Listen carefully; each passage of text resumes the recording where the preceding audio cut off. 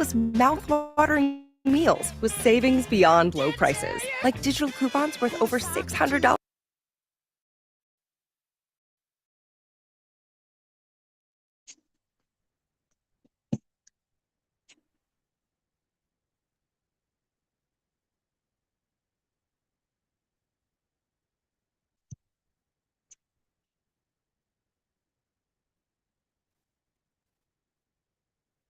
I see you, John. What's up, Mike, man? $100. We got lost the other night. I saw we saw each other coming in on the red carpet. We got lost.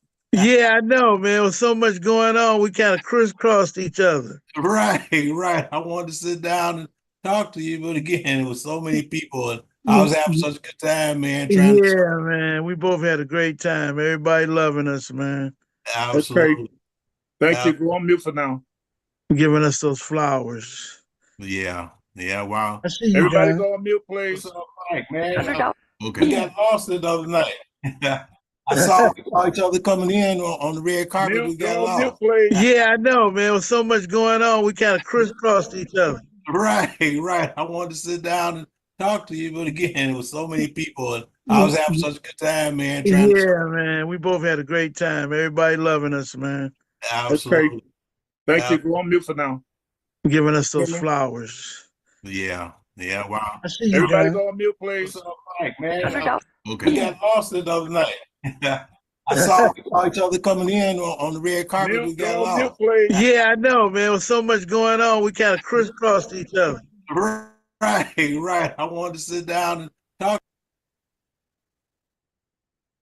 Yep, I guess we're hearing YouTube and all this at the same time. Yeah, that's the playback, OG. Can y'all hear me now? Yeah, you good now. Okay, I can get started after everybody's so happy and hugging today. That's good to start off that way. But let me tell you what this meeting is really about. Okay, on Tuesday, we try to do something different than just Monday and Thursday with the guys coming on, interviewing, playing their songs, and talking about this stuff. Today is about who is a liar. This call is about to find out if Michael J. Calhoun is the biggest liar God ever blew breath in, or is he real? So we're going to find out, and Jerome is going to help us with that story. So that's why we have him on opposite ends of the screen, because Jerome is going to help us figure that out, whether Mike is a big liar or not. So John said, wait a minute, what is this? John said, wait a minute, I ain't coming here for no drama. But okay. Let me see. Jerome don't have his last name up here. Jerome, what's your last name? Mitchell? What's Jerome's last name? I don't remember from yesterday. Everybody's on mute now. Yeah, we're on mute, Jerome. What's his last name, Mike? Mitchell. His name's Mitchell. Okay, that's what I want to type it on there for him. Okay, I just want to do that. Jerome Mitchell, who's going to expose, either he's going to make Michael J. Calhoun a hero, or he's going to expose him as a true zero legend liar.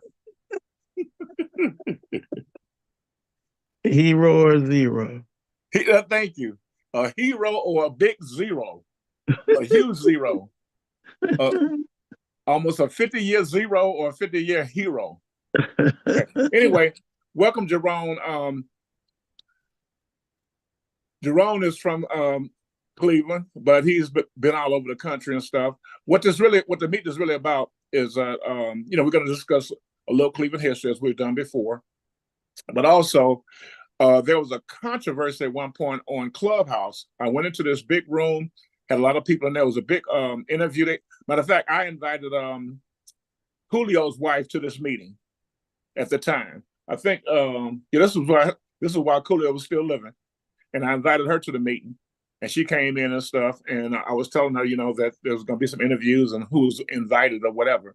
One of the people invited was Skip Martin, that from the Daz band from Kool & the Gang, plays trumpet and lead vocals. So he was in there, and I asked him that I'd been talking to Michael Calhoun, and Michael said he had actually discovered Skip Martin. And so I mentioned that, so I'm in there, I'm, working with Mike and hey, Skip, how you doing? Been knowing you for a long time or whatever, everybody in the group, since they was even before the group existed or whatever. Matter of fact, I was in I might have been in that night that we're talking about, because I remember being in not Youngstown, was in Warren, Ohio, I think it was. I remember being in Warren, Ohio when Skip was there and not a part of the Daz band. So I don't know, I don't remember exactly when it was and the timeline and all that, but I do remember that. But I remember my other friend, Jerome Garner, his brother, Pasha Alameen, was giving concerts and stuff. And I remember, going to a club and Skip was there, but he was with another group or something, I think, as I recall, if I'm not mistaken. But I could be mistaken. But we're going to get to the nitty gritty in a minute. So back to Clubhouse. So I go in there and I say, hey, Skip, how you doing or whatever? And they interview Skip and I make a few comments or whatever. And I say, yes, I heard that Michael Calhoun discovered you. And he was like, oh, I don't know exactly what he said, but I'm just pretending that's what he said. Oh, okay. I don't exactly remember that or whatever he said, that whatever. And I was actually talking to Mike yesterday and he made a great point, but we're going to get into it here. He made a great point, the fact that if I said that and he didn't say that Michael actually was the one did it, then normally he would have corrected me and said, no, it wasn't Michael, it was so-and-so. Whether it was Bobby, the leader of the group, or whoever, he would have corrected me and said, no, it was so-and-so. And that made a lot of sense to me, because I'm thinking like how I got into the music business was Jim Stevens from WABQ Cleveland. I was working with him, DJing on the weekends, filling in for him when he was get overbooked. And then the guy that I got in business with, James Wright, who is a cousin of Jerome Mitchell here. And so I would remember that, okay, James was my mentor. I was 21 when I got in business with James. He was 35, 14 years older than me, like a mentor or whatever. And then Jim Stevens that got me into the music business and had me meet James at a live remote at the record store. So you remember these things normally. So I'm like, okay, well, he didn't tell me who it was. And he just kind of hard about that it definitely wasn't Michael. So we're going to dig into this a little bit. But first, before we dig into that, we're going to do like they do on these damn P. Diddy videos now. They tell you, okay, this is what we're going to do. The juice. He escaped from jail, but now let's go to the background. Let's go to the history now. But all you want to know is when did he escape? How did he escape or whatever? But no, you got to hear the history first. So now we're going to Jerome Mitchell. How you doing, Jerome? You have to unmute.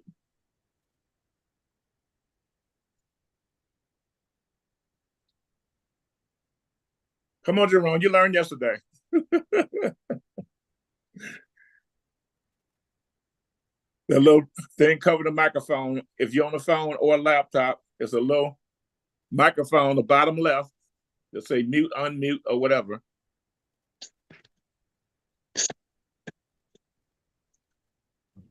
Here we go. Yeah. All right, great. How you doing?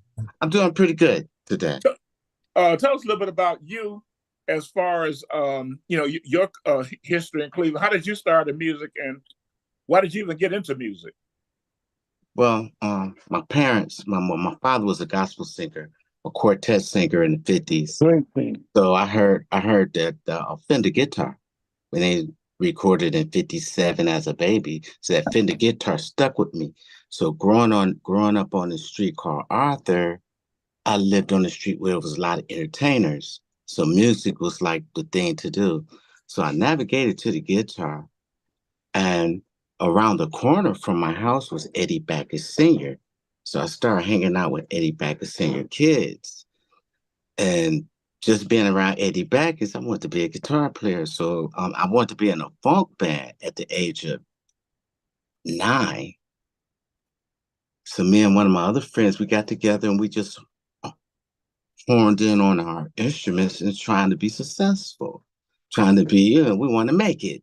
That was the thing. So through my course of playing with Eddie Backus and seeing all the people that came to his house, that was very inspirational, like Rahsaan Roland Kirk and Sonny Rollins. I didn't know those guys, as they were giants. And then throughout, my grandmother was a gospel singer in a church in Cleveland called Mount Gilead. So most of her friends was James Cleveland, staple singers, the Caravan singers. So I was around music all the time. And then when I graduated, I had a funk band. through my cousin, James, was very interested because I was his little cousin, was very interested in our band. So he would always put on Mrs. Ross talent shows. So my band was called Dynamic Soul back when I was like 14, 15, 16. So the name of our group was Dynamic Soul. And then from 18, when I graduated high school, I graduated and landed in the Moving Violations. They used to be the Elements. And they was on Atlantic Records. So I ended up being the rhythm guitar player for them for about a year and a half. Then from there, I wanted to make it. So I went to Tri-C to get some education because we actually did the music from ear. And I did get a scholarship in the second grade that took me to the supplementary center. So I did get training in all kinds of skills of art, science, and classical music and different instruments of the orchestra. And when I graduated, the day I graduated, I ended in this group that was on Atlantic Records from Cleveland, Ohio. So I toured with them for about a year and a half. And then after that, I went to Tri-C to get some more education.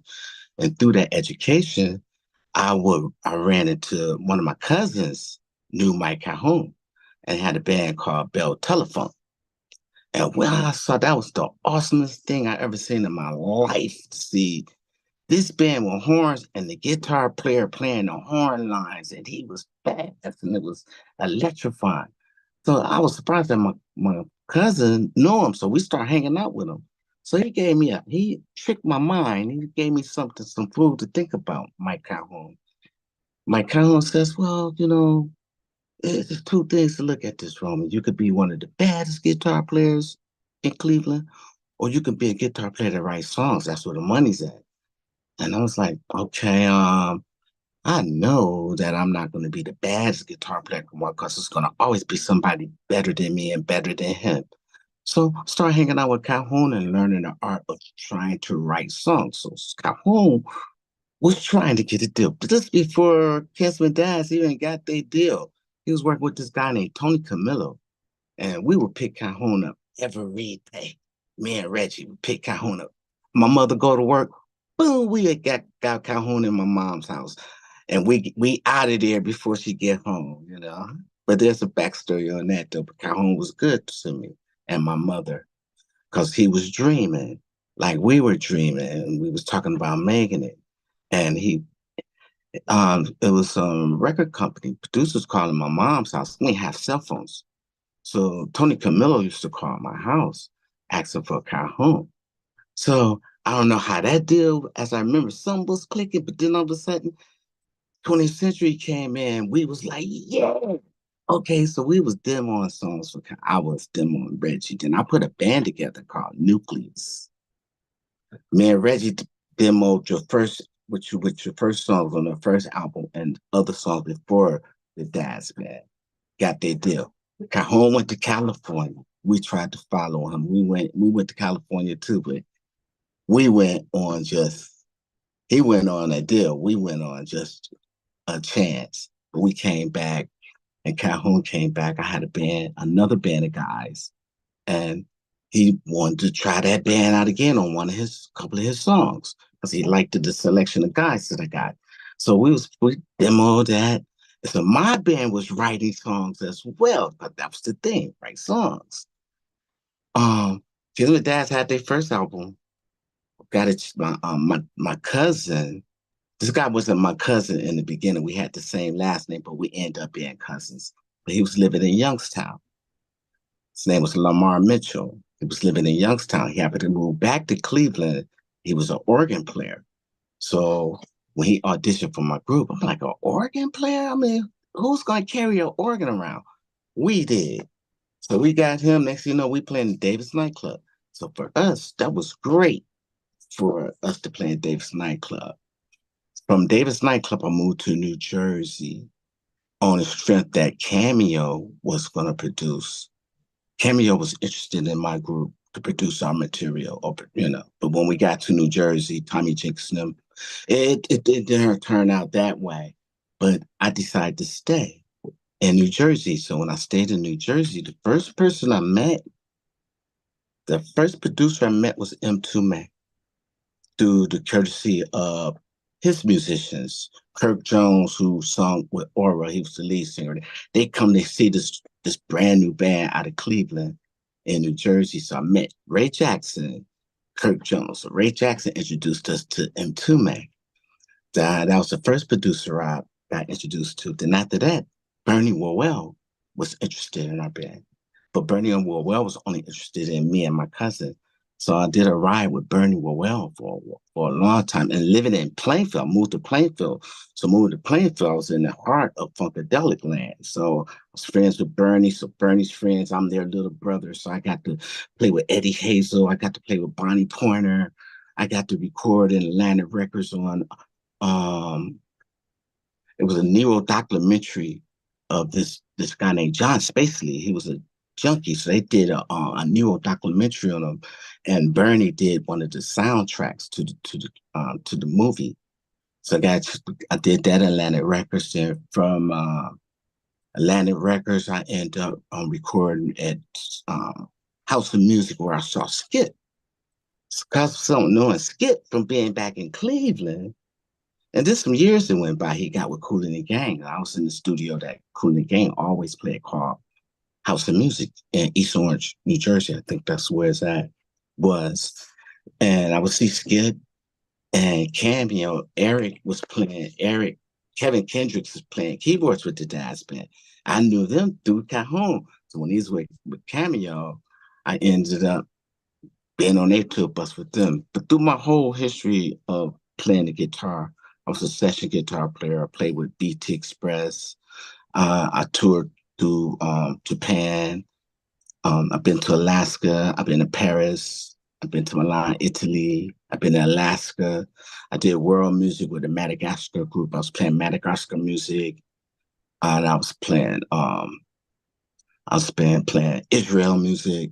So I'm in a couple of videos. And my journey as a musician has been, it's been fulfilling as a musician. As far as the money part, that's something different. But as far as the riches that I got on this journey is incredible for me. And I did get some credits, and some credits I did. Okay, that sounds good. I'm out of coffee now. Let me talk. Okay, go ahead, John. You got your nose covered, John. Yeah, I think he's no, I'm the grandpa in here, and I'll have a surprise for you guys in a minute.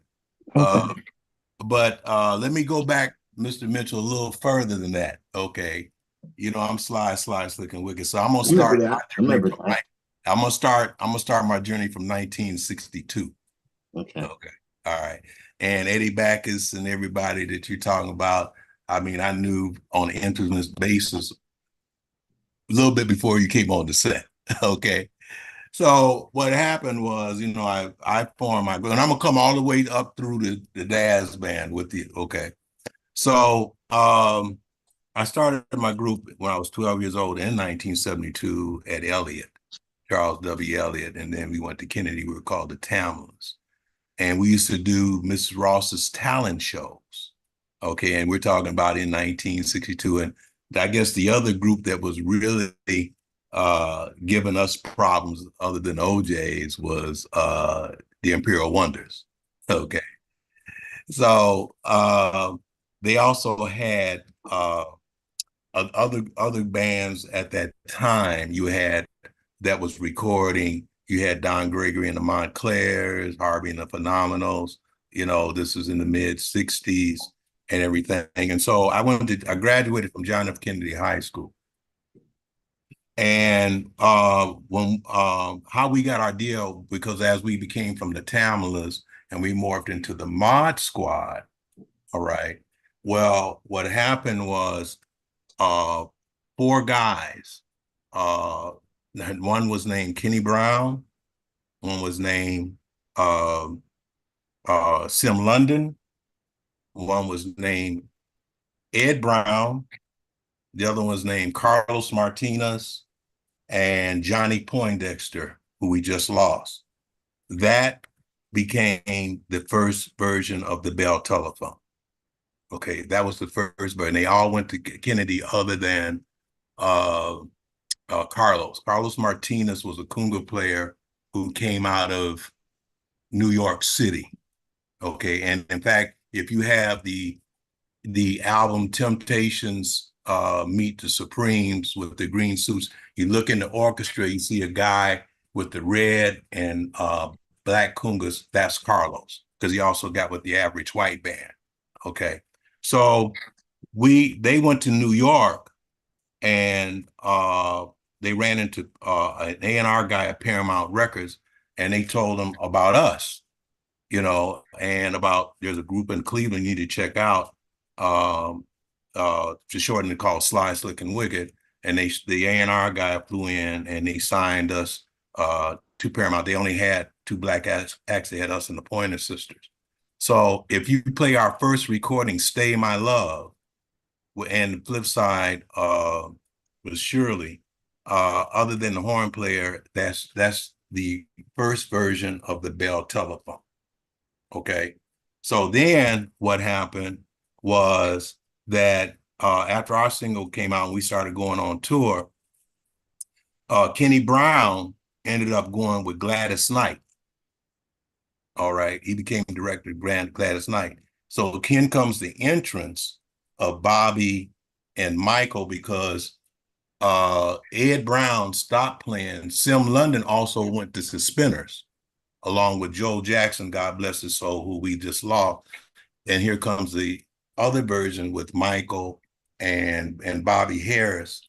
And Carlos left them and went with the Temptations, and then he went with the Average White Band. If you pull out the Soul Searching album, you'll see Carlos on the inside cover, because that's the last before he passed away. So that's how I met Calhoun, Michael Calhoun, is because they started rehearsing at the Kinsman Grill, right? And, that's when we fell in love with each other, because I always loved him as a person. I loved his guitar playing, and I knew Bobby Harris because Bobby's brother, Armadez, we called Jerry, was in my class, the class of 1968. That's my high school graduating class.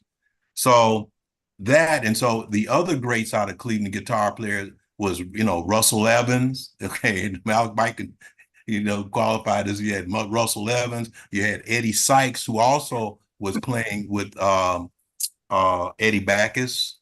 You had Ed Brown, you had Calvin Brown. Calvin Brown was with Roy Ayers, and he played a couple of gigs with us out here in Los Angeles. He lives out in Rancho Cucamonga, but he played with us, Roy Ayers, the Delphonics. And actually, when I got with the Jacksons, he did some sessions for me behind LaToya and Janet and everybody else, and also some sessions I did with Barry White. But remember Leon Cook? Yeah, Leon Cook, Joe Maple, Lou Ragland. Lou Ragland, actually, and Lou Ragland is very undersung because right now his stuff is still playing crazily over in England. These were some of the guitar players I don't know if you ran into. And then another band they don't talk about out of Cleveland, which also was part of the Daz band later on, was Mother Braintree. That's where Pierre the Mud came out of. Yeah, and they were. I used to play with Lou Ragland back in the day when he had right. Well, you remember George Pickett, because I had been at the marching guitar. George Pickett actually went to school with me, who played bass with Hot Chocolate. That's him on the cover. Mm-hmm. Oh yeah, he went to Kennedy too. So we all, again, me and being the grandfather on this call, I can go back because Cleveland has put out some tremendous monster artists, from groups. In fact, when I was living on 87th and Quincy, who lived around the corner, I used to walk when I first went to Bolton. I used to hear the Womack brothers, Bobby Womack, because they lived on 83rd and Quincy. And, I used to hear them rehearsing, when I was, 4 and 5, 6 years old, 54, 55, 60, 56, So again, Cleveland has put out some monster from the Daz band, B. Lloyd Taylor, Larry Hancock. B. Lloyd Taylor, another, like you said, Michael, monster guitar player, but also he wrote Get Away, for Earth, Wind, and Fire. bunch of songs for him. Right. I met Genius. B. Lloyd on the courtesy of Michael Calhoun. I was Who- B. Lloyd's, little Yeah, brother. yeah. B Lloyd actually Thank you, Mike. came to the last time I saw him, came to one of our rehearsals, and actually Calvin was You're doing welcome. a gig with us. You know, we was playing behind us on, we was going out on tour. I think we were, in fact, because Michael, I think we were in Motown at the same time. And I think Yeah. Calvin was with us at that time. And then he Mhm. came back with us, you know, after he got with over years. So Cleveland has contributed a monster. The Hesitations. Nobody really talks about the Hesitations. You saw Blakey there at the awards. Right. The You know, rotation. they had enough top So hits. you go that Orange far Green. back, John. Yeah. So what you know about Sonny Turner? Sonny Turner and I were very good friends. In fact, we just got through doing right before he passed an interview into London last year. I knew Sonny when he got with the Platters. You know, I knew Sonny very well. We never worked with him, but we sat on the Truth and Rock board, Truth and Music board together. Myself, Mary Wilson, from the Supremes, Arlene Smith. If you want to go back to, I was the youngest guy. Arlene Smith from the Chantels, Beverly Lee from the Shirelles, Frank Maffei, Terry Danny and the Juniors, Charlie Thomas, the Drifters, Herb Reed from the Platters, Bowser from Sha Na Na. I'm missing somebody. Herbie Cox from the Cleftones. I was the baby of the group, and I'm sitting there listening to the story, but we actually lobbied in the House of Representatives on trademark rights. So, and then one day with the Jacksons, I was sitting in the office, and who walks in but Pookie Hudson, you know, from the Spaniels, you know. So, but going back to the Cleveland doo-wop, you know, Cleveland put out some monster groups, you know, and to say to Cleveland, you went to you talk about Youngstown. We opened the Davis Club right there. Oh wow, Mr. Davis. Yeah, Mr. Davis right there Do you on remember when Jacobs. Leon Spinks used to be up in there? Absolutely. In fact, and to give you a little bit more history, one night we opened down there at the Davis Club in Youngstown on Jacobs Road, and our opening act was a group. I can't remember their names, but they had these hoods on, and they had tights on with a strobe light, and they had like this cotton down there, and they had this keyboard player, and me and him got to talking. It turned out to be later Billy, that's with the Ohio Players now. But they were our first opening act because he was from Youngstown. Yeah. Yeah, Billy Beck. Yeah, Billy Beck, right. So I knew him before he got with the Players. Yeah. You know, so, you know, when you talk about the Cleveland, Youngstown, Akron area, you got Akron, you got Ruby and the Romantics. So you want to go back that far, you got Howard Hewitt, you got James Ingram, I mean, it's just in that small 50-mile area, you got some monster groups that came out of there, you know. So like I said, I'm the granddaddy here. I remember Sly Slick and the Yeah, Wicked. you're We the used to truth. do shows with Sly Slick and the Wicked Yeah. at Mrs. Ross talent shows. And I was that James Brown act. We were young. We did the James Brown. You probably wouldn't remember that. No, we're part of the First Family of Soul, because when we did Soul, after we left Paramount, we went to James Brown's label, and I wrote a song called "Show Enough," which ended up going to #5, and we did Soul Train, which is now the sample to Suit and Tie, and for Justin Timberlake, and also J. Cole picked it up. Yeah. So no, we're part of James Brown's First Family. So you can also, if you see him in his biography, you can see us in his book. No, I was saying, when you was back in the day, if you go way back in them talent show days, Right. with the Puzzle People, Sly Slick and the Wicked, on Imperial Wonders, my cousin James Wright, who owned the Fillmore East record show, he helped me get my group. We were young, we was like 14, 15.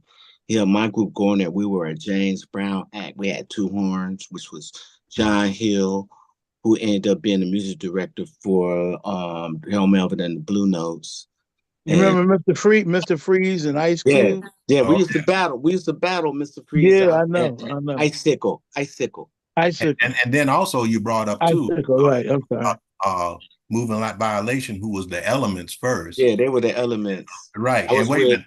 Hey, y'all, I got a surprise here for you. Mark Anthony. Wait a minute. Look here. This everybody from Cleveland should know this young man. This is Dale Carter, who at the Juva Day was honoring the Juva Day.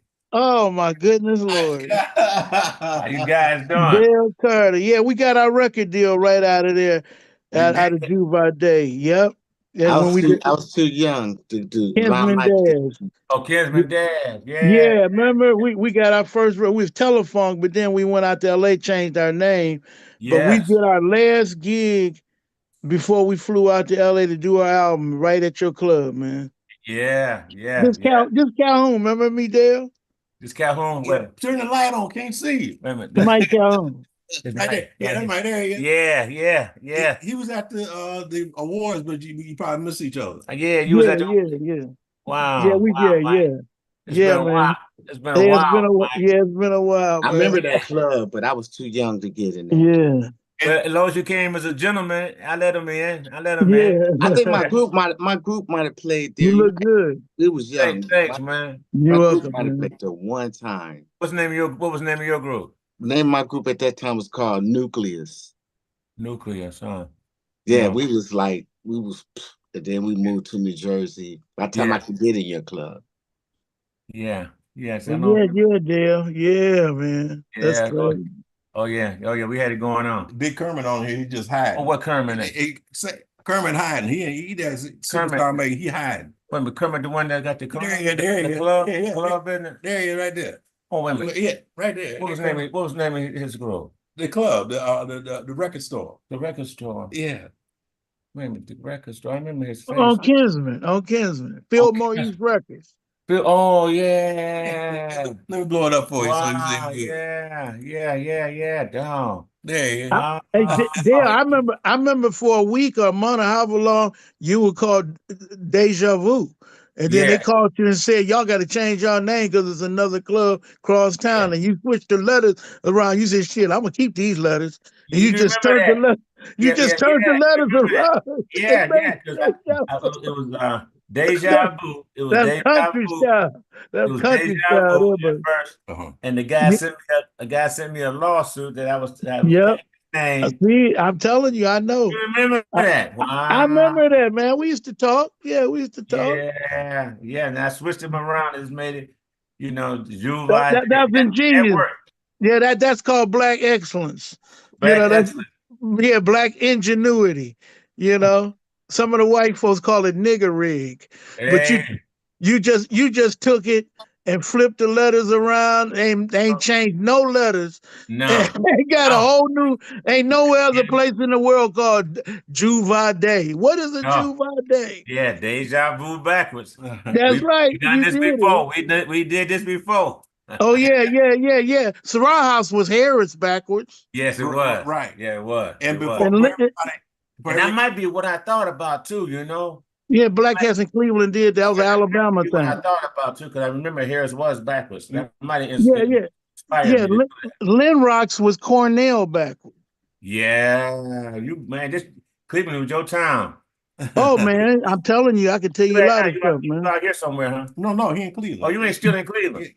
Gaylords, Giant Tigers, all that. I can tell you, I can talk to you about some Cleveland. But go ahead, continue. I was gonna say, for those that don't know what we're saying, Dale here, we grew up together. He came out here to hang out with me a couple of days because it's his birthday. But my point is, he was very instrumental when he opened his club. Almost everybody played his club. Oh, Stop me if I'm lying, Michael. Oh, yeah, Lattimore. Everybody played in his club. You name it, they played in his club. Oh, yeah. That was a premier thing. You know what helped me too? You know who I had who helped me? Was Arrington, Freddie Arrington. Freddie Arrington from Arrington came from Leo. Yeah. Him and my dad was close. And when I went up on Harvard, Freddie came with me and helped me, and he helped me with the entertainment. Wow, man. Yeah. You still look the same, man. 75, bro. 75 on the 17th. Man, that black 75. Don't crack there, buddy. You just went out to LA and said, let me save my skin from this Cleveland winter. And you look good. You and John look great. I didn't want to leave Cleveland, man. Cleveland, if you Google Cleveland's weather, man, it's phenomenal right now, man. Yeah. Oh, yeah, that's where I'm at. I'm here. Well, you in Cleveland, so you know you got some good weather right Yeah, now. Yeah, we got good weather here. It's been Westlake, phenomenal. Ohio. It's phenomenal, man. It's been phenomenal for the 7 years that I moved back from New Jersey. So Yeah, it is. Not too cold, not too hot. No, it hasn't been a lot of snow. Like normally it's, we get a lot of snow and drifting, but it's getting cold, but not a lot of snow like it used to be, That global warming. Yeah, I moved think back home. I moved back home 7 years ago, and I really thought that the winters was terrible until I went to different other countries where it was colder. So I can appreciate Cleveland's winter. I mean, it's like it's not really as cold as I thought it was. No, it's not as bad. And it's not as bad as it was in the 70s and the 80s. Yeah, that was bad. Yeah. But what we've been talking about is about the history of the music. Oh, the music. And Right. So music, what you got to say? What do you got to add about what you? Oh God! Well, like I'm saying, Freddie Arrington. I just got put the right people on my team, and that's just very important. Just having the right people on your team, the right attorneys. I had this guy George Whitehead. He was a great attorney, great accountant. McElroy, Freddie Arrington. My dad, who was always in the business, as a counselor to help me, and my mom, just put a good team together. And Freddie, I trusted Freddie. He had came out of Leo's Casino, and he brought Etta James. He brought a lot of people in there, man. A lot of comedians, and I hooked up with another young man named Kenny Adams. And Kenny Adams, you guys are familiar with Kenny Adams? Kenny Puppet Adams. With the Clyde, with Clyde. He brought Robin Harris around there before he passed away. He brought Ricardo Ray and Ronaldo Ray. Yes, Ronaldo Ray, man. He brought a whole lot of them in there, man. He brought a whole lot of them in there, and he put me on the map with that Comedy After Dark. Probably around 84. He came in the club with this carrying this suitcase, and he said, "Man, I need one of your nights." And I said, make us laugh. He pulled out. He pulled out Clyde, and he had the bar and stitches. He had the people coming over to carry out. They weren't even going home with their food. They was buying people were coming off the street. Yeah. He was hot. He was hot when he was hot. He was a ventriloquist. And I didn't know too many young black people that could throw their voice like that. He could do it. He was good. He was good. Yeah, and so then just working with other talents, helped put me on the map because it's a lot of good talent all around the areas. And so just showcasing talents. I think a couple of them went on. I think Binky with the OJs. Oh yeah. We called him Binky. What was his real name? Eric. And his name was Eric Nolan Grant. We went to school together. I grew up with him. He had the Deltones because they played your club. Yeah, all the Deltones. I hold them over by popular demand. I hold them over. Right. Yeah. But so just then the good food. This guy that I bought it from named Deering's. Deering's, man, come on, man! I was raised on Deering's. Oh man, he was a chicken man. He came up with a wet wet batter. We put the seasoning in it, and I think we can still make money with that batter, man. You can make money with the crust. Sell the crust. The fried crisp batter mix. We gave it the crust. It was the best. Season it in there, cook it with the vegetable oil, about $3.75. And so I had some good food. He came up with the Polish boys. He came with the Polish boys that I don't think Polish boys. Whitmore started it. Well, Whitmore's probably got him, but it's a Cleveland thing. A lot of places you go. No, yeah, without a doubt, man. We could tell you some stuff about Cleveland between me, you, and John and Jerome. Oh my God. Yeah. And that shrimp boat. That guy that shrimp boat. Ashby. That's Ashby. So yeah. Ashley. I think Charles Ashley. Ashby. No, I think it's Ashley. Okay, well, you could be right. Yeah, because he took over my carryout. He got messed up he messed up with that pipe, got messed up. Oh yeah, he messed up in about 6 stores. Lost his spot on Kinsman. And he came to me one day and said, "Man, I need your carryout." Mm-hmm. And we made a deal. And man, that joker doubled my money, man, within about 90 days with the foot long. He had a foot long And the shrimp. And the Yeah. shrimp, quarter Yeah, pound, fried half shrimp. pound, but that dip, Oh, you got the dip and you got some crackers, and you yeah, might that put some mustard fries dip. in Yeah. there. You Man, know, man, you bringing back some serious good yeah, memories. no. So this good, but the point is just putting good people around on your team. You know, I don't take Yeah. all the credit for my success. You Well, know, Sonny Jones knew you. You knew oh, Sonny Sonny, Jones oh well. yeah, right down the street because my dad had Carter's Lounge on 125th in Kinsman, and Sonny Yeah. was on Kinsman Grill. I think he called his the Kinsman Grill Yeah. on Sonny took me down to 128th. Youngstown, where I ended up discovering Skip Martin at Oh, Davis nightclub. so Sonny's from Youngstown.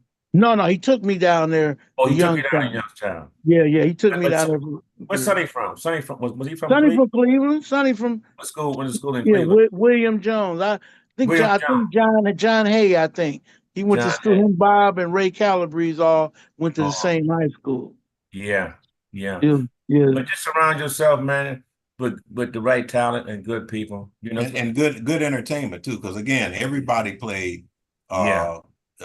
Dale's Two by club. day. Yeah, everybody played his club, Yeah. and he had everything, like you said, from R&B to jazz. Everybody. Reggae. Oh, We did yeah. reggae. We did. I mean, you know, we Oh did. yeah, you discovered and you work with a lot of people. I remember that, man. Yeah, we Just work like with kids. A lot of yeah, kids too. you gave a lot of cats opportunity. Yeah. And Kermit Henderson, the guy that put this call together here, he's the reason why my career was revived. He's a star. He's a star maker. I'm surprised you guys don't know each other well. He had a Dolls Rapid Creation. Remember on Euclid? Yeah, in I East do Cleveland? remember that. I remember Yeah, that. that's And Kermit Henderson. Fillmore East Records on 154th and Kinsman, and I Joy mentioned Music that. and Joy Music and Lee and Harvard, which is now on Lee Road near where Shrimp Boat was down there. But speaking of the Juvade, didn't y'all have a restaurant right next door to the? Yes. Yeah. I remember coming there, getting food, and then going sitting in the club. I just texted a young lady that performed there. I just wanted to make sure. Her name is Renee Fowler. There was in a dance group called Satin Soul back in the day. Yeah, the Fowlers down there on Shaker Square. Right. There was she was in a group that's called Satin Soul. It was 3 girls that was in the dance group. They was on the cover of the Step Out magazine. Oh, Ron Ron had it going on with that Step Out. Oh yeah. He had it going on. And we did the call and post a lot. We did the call and post a lot too in those days. Don Davis, Don Carter, Step Out magazine. No, Ron had to Step Out. Ron, what was Ron's last name? Ron had to Step Out. Then Don Carter was our contact to the call and post. Yeah, Don, she sure did. Don Carter. Don Carter. People would ask me, because I'm a Carter, and they would ask me if we were related. But we talked about it, but we never could figure out how we were remember related. the entertainment section, everybody's face was black. That's all I remember. Pictures didn't come out too good. Could never make out nobody. That's me. That's me right there. What? Yeah. Hey, check this out, fellas. She just texted me the flyer. It says pre-Easter Disco Rama, Wednesday night, April 2nd, 1980, Satin Soul Productions at the Juvade. Wow.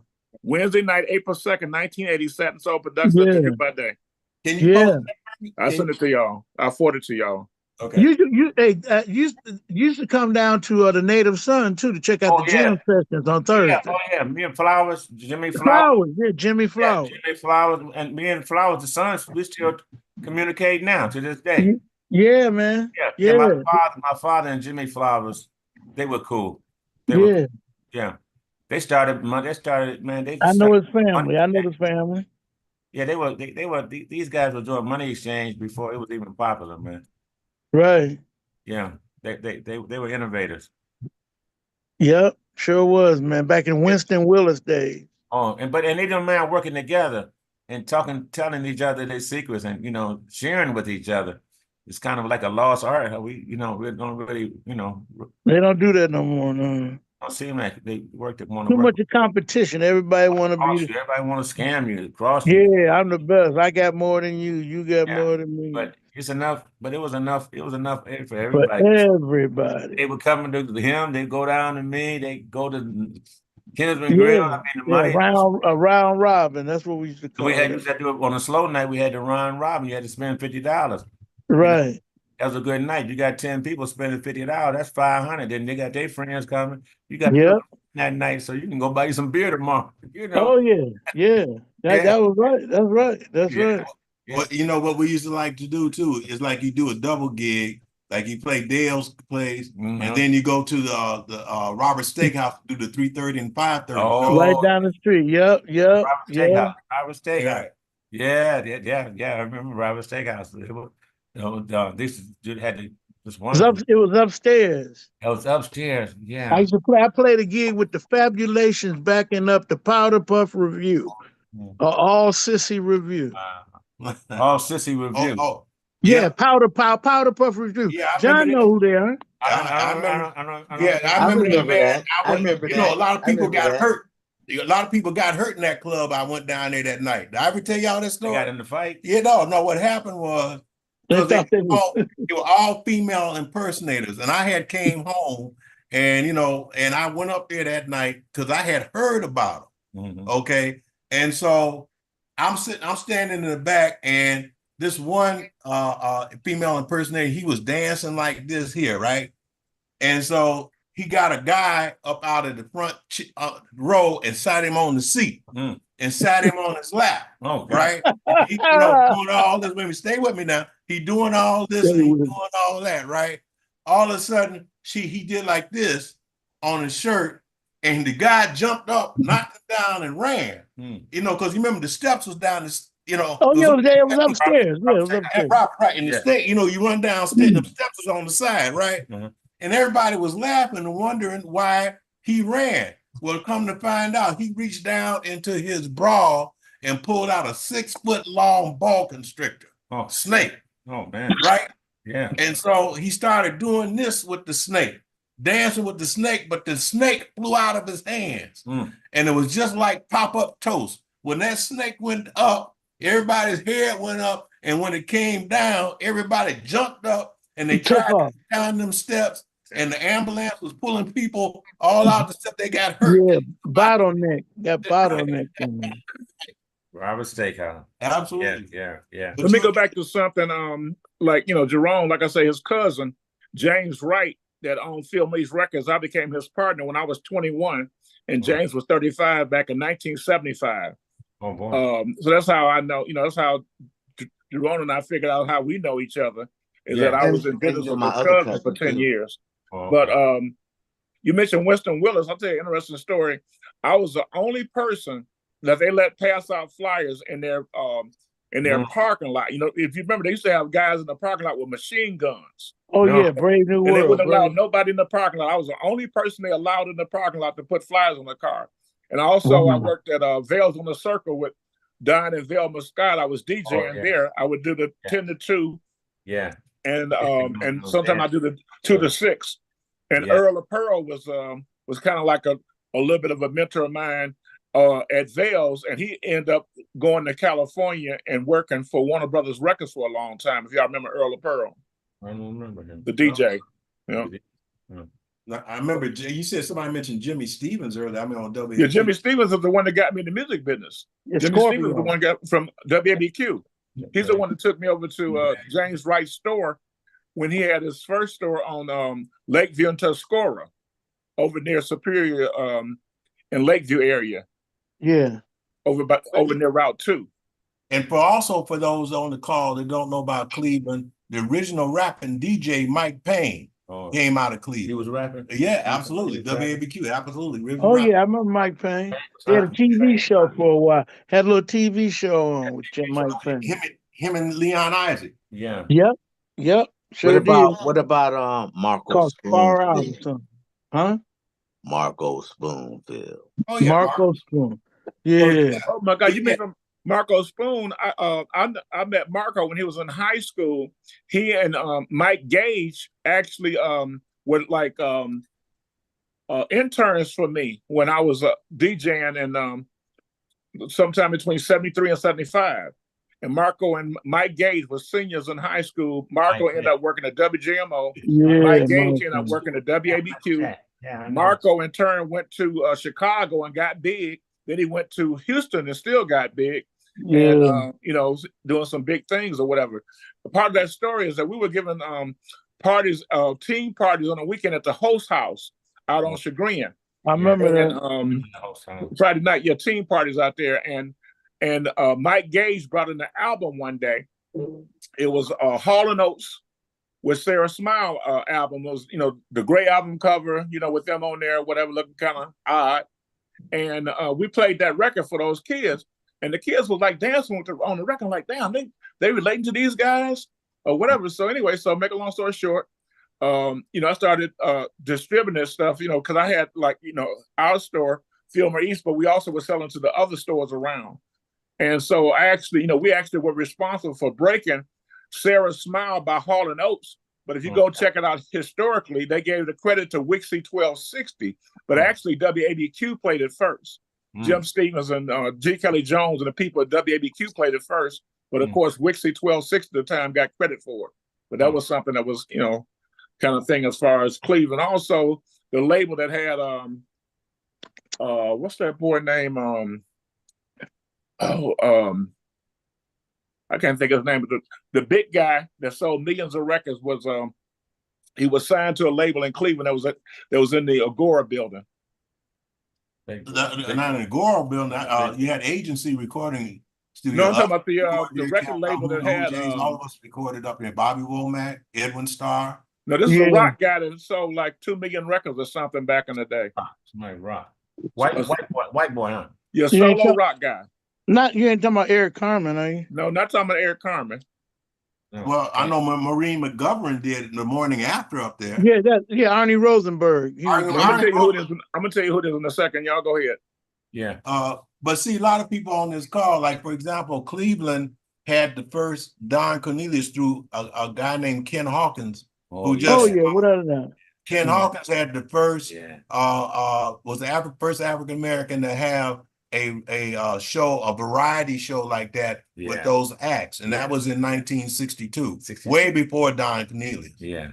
You know, and what studio did he use? He was on WGMO. They got a studio. Yeah, his son represented. His son was down. He went to Channel 8. He went to Channel 8 because before he died, I asked him, did he have those tapes? He said no, they would erase over them because, you know, I wanted to give those to the Hall of Fame. Yeah. You know, but they erased over them. But he was the first. And then for all you other people on the call that aren't from Cleveland, Berry Gordy said that if it wasn't for Cleveland, Ohio, there may not have been a Motown, because these jocks that we're talking about, when the Motown would release them, they would bring them to Cleveland first. You know, with Ken Hawkins and right. And then the first place they would play would be Leo's Casino. Right. Music box. And then when Alan Freed got a hold to it, it was all over. Right, exactly. So Cleveland has a rich history of breaking records, and also, as I was saying earlier, the artists, you know, Edwin Starr's, whose real name was Charles Hatcher.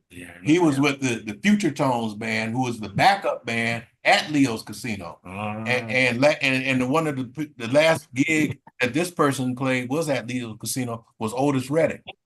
Otis Redding? Yeah, Otis Redding. That was the last place he played, was at Leo's, and a few hours later he was dead when he came back. You know, we from the Reddings. They keep saying that Otis Redding is in our family somewhere. My grandfather, my mother's father was a Redding. They out of Georgia. Wow. And I never put the connection together, but my grandfather was telling me that. Wow. Yeah, he might have been. Yeah. Wow. You remember Screaming Jay Hawkins? He was a DJ, or his son was a DJ at one time. Right. I grew up with his sons. Yeah, you got to sell John Hay playing guitars and drums. They had a band. This one son had a band called H-Bomb. I graduated at John Hay in 75. So Mhm. y'all up there. So I do remember. You're a young buck. Yeah, Dale Yeah. and I came out in Yeah. '78 together. But I So do remember your club. I remember Yes, your 78. club. I'm sorry. 67, 67, 68. Yeah. I'm I sorry. remember your club. I remember your group, Slick and the Wicked. I've been on shows with you, with your when I was younger, Shows and with I've been in your club. yeah. I snuck in, but As long as you were acting like a gentleman, I but that was the only way you can get ahead if you did that, you yeah, you know. had to come look in the bar. You know, I made the guys take their hats off. I made Yeah. the guys give ladies a seat, you know. And so we would, the ladies was ladies, and because I catered to the school teachers, because it was a Kennedy, it was a lot of schools all around me, Elliott, and so I catered to school teachers, and they knew the nicer guys, and so Old Man Deering's had a real classy older group of people coming in there, and so he kind of polished me up even too, man. You got to wear this, you got to do this.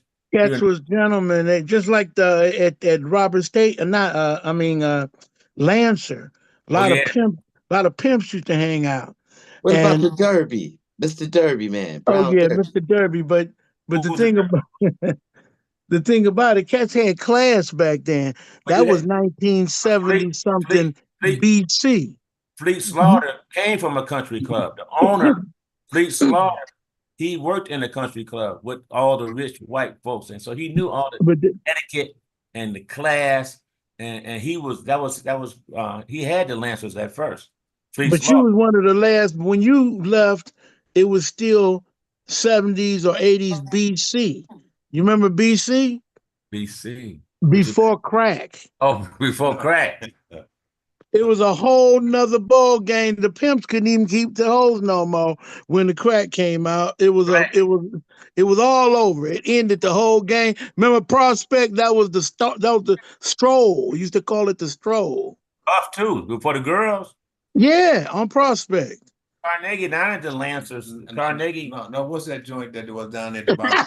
Yeah, Jerome Roby they laughing. went to John Hay. They don't know nothing about that down Oh, there. they don't know nothing about They that. don't know nothing Okay, about I'm down sorry. there. That's where I grew up at. Hey, the rock star Silk. talking about his name, Meatloaf, is who I was thinking about. He was Meatloaf. signed Yeah, to I Cleveland. met Yeah, Meatloaf. He was Yeah. signed to Cleveland Records that was located in the Agora building at one point. Yeah.